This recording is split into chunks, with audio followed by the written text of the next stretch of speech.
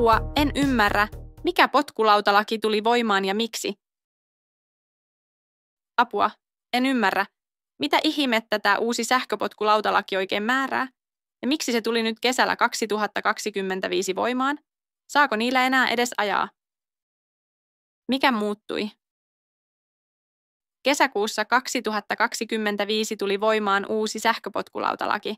Ei, potkulautoja ei kielletty, mutta hommaa laitettiin ruotuun. Ihan syystä. Tärkeimmät muutokset. Ikäraja 15 vuotta. Et saa ajaa, jos olet 14 tai nuorempi.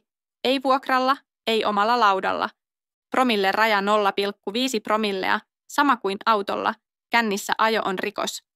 Pysäköinti kuriin. Laudat pitää jättää oikeille paikoille. Firmat saa sakkoja, jos lojuvat miten sattuu. Vuokraus voi olla estetty yöksi. Esimerkiksi 0:30 ja 5:00 välillä. Liikennevakuutus vaaditaan, vuokralaudat pitää vakuuttaa.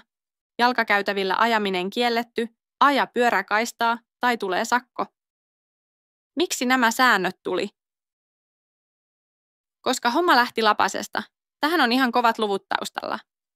Tilastoja vuosilta 2020-2024, 1600 vakavaa loukkaantumista Suomessa, 600 alle 15-vuotiaan loukkaantumista, 6 kuolemaa sähköpotkulautaturmissa, kasvovammoja, aivotärähdyksiä ja murtumia.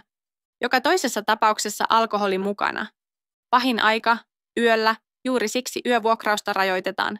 Helsingissä 2 000 lautaturmaa vuosina 2021-2023. Riskitaso 5-7 kertaa suurempi kuin pyöräilyssä. Tämä ei ole mitään median panikointia. Tämä on ensihoitoa, tehohoitoa ja aivoleikkauksia. Saanko vielä ajaa? Jos olet yli 15 ja selvinpäin, niin kyllä.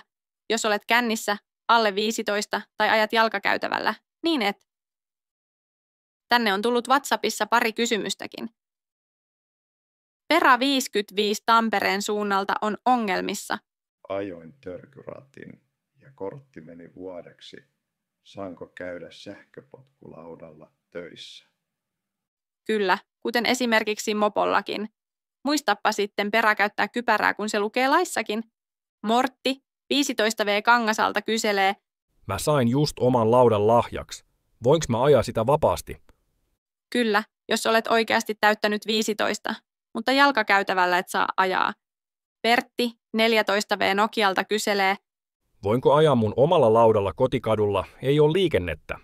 Et voi. Ikäraja on 15, myös omaan laitteeseen. Aava 7V Kemppeleeltä haluaa tietää. Saanhan mä silti ajaa potkulaudalla ja sellaisella pienellä autolla, joka kulkee parilla patterilla. Tavallinen potkulauta ja maksimissaan 6 kilometriä tunnissa kulkeva leikkiauto on ok. Niitä ei lasketa moottoriajoneuvoiksi. Noa 6V Puolangalta haluaa vielä tietää, että saanko ajaa Janneniskan isoimmalla nosturilla? Et saa. Ei vaikka sulla olisi huomioliivi ja isä siellä töissä. Sähköpotkulauta ei ole mikään synti, mutta se ei ole lelu.